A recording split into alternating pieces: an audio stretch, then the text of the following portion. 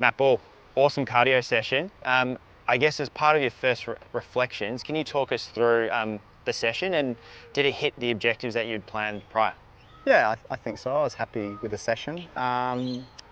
It was interesting because you guys are here, everyone was here on time, but normally we'd actually have a warm-up where, because they're dropping kids off, they're trying to park, so we actually get an activity where the people that are here on time can actually just get into playing. So we did a volley game across the net, and as they come in, they can then just jump in as and when, and then we just move to another drill after that alternates where they hit one and so on.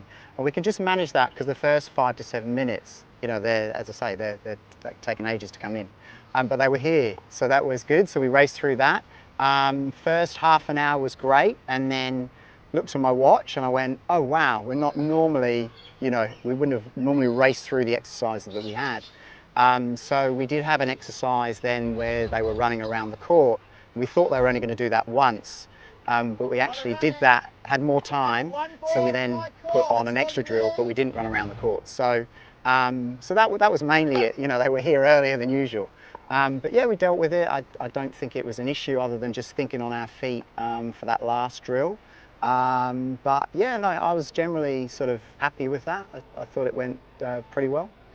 And it's a really good reflection because as we see out there in clubs and coaches are having to improvise and manage.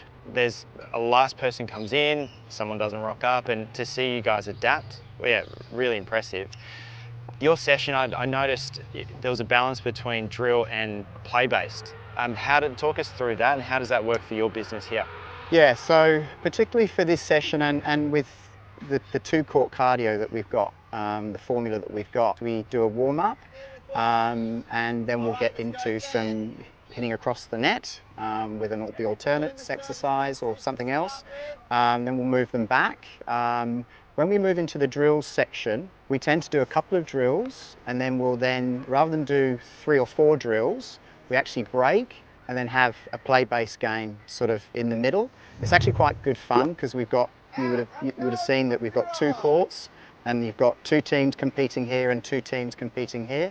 And then if we've got time, we also play a final, which we did today as well. All right, okay, we'll have winners on my court, runners up on Kyle's. Let's go. And we just find, particularly with this group, they're very, they always want their racket in their hand. They always want to hit lots of balls, and they're very competitive. So we've just tinkered with, sort of the general, how to run a cardio session and kind of made it our own. So we tend to go two drills, 2 play-based, then we go back into either 1 or 2 drills, and then we'll finish with a play-based to finish. So it's a bit of a change up, but it really suits the players here. They really do enjoy it, and you would have seen that we're constantly keeping them moving, so the heart rate's always going, so we feel like, yeah, we can deliver a good session like that. And you can see they're quite a competitive group as well, a variety of different levels, different motivations in there, but when it came game time, everyone got very serious. Yeah. Can you talk us through, adults are really important to try and find their challenge point, right? Yeah. And you could see you had a number of things throughout the session to cater to those differences. Can you talk us through a few of those things that you Yeah, sure. Yeah, so the general fitness of this group's reasonably good, so, but we've obviously got older, younger players. Some are faster. It's not just age, it's also how speedy you are around the court, right? So obviously, as I'm feeding the ball, I'm very much watching, how someone moves and how fast or slow they move. So obviously I will vary my feed based on that. Sometimes it'll be faster, wider. Sometimes I'll lift the ball up a little bit more so it sits up a bit more. But yeah, I'm looking at those sorts of things. I'm also then, as the session goes on, I'm also assessing generally how everyone's puffing, right? So for the ones that are, puffing less, then we might get them to run an extra lap, or we might get them to go around an extra cone or touch something on the way through. Always trying to push the players that little bit more. So yeah, that's kind of how we try and mix it up based on their level and fitness. So many practical things for coaches to think about and use during the session, and yeah, differentiating is so important, and you can see that everyone who comes through is playing to their own level, and again, those options for players are Yeah, but really impressive. One of the things as well I'd say is the connection piece with adults, and I could see everyone running around with pedometers, checking that at every possible chance. Can you talk us through what you've got here at Onslow with that steps challenge, I guess? Yeah, so for the month of May, so starting on Monday, we just had Go on, Beth, you've got this. fitness challenge essentially. So they all sign up, and it's actually an intra-club with our other club over at East Fremantle.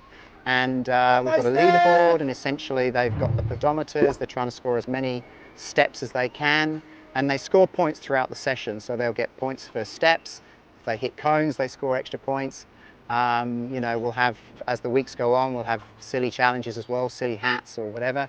And yeah, it just adds a bit more motivation. They kind of get into it. It's quite nice to connect both the clubs as well, because they can start to see players from other clubs, so who's on top of the leaderboard.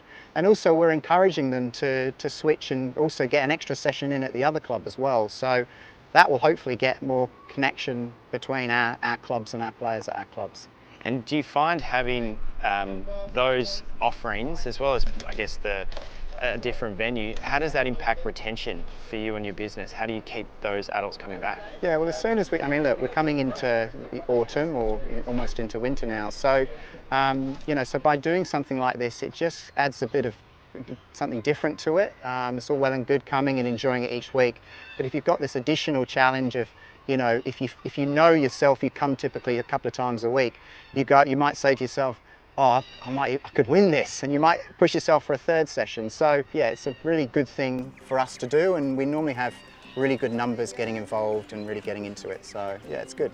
It's impressive to see, and again, Matt, thank you so much for having us, and for us, you know, the ability to have a look at your session and see how you've created a 2-court version of cardio tennis that works for your local community and your participants. So thank you so much, mate. Looking forward to seeing some of the other sessions today too. Thank you.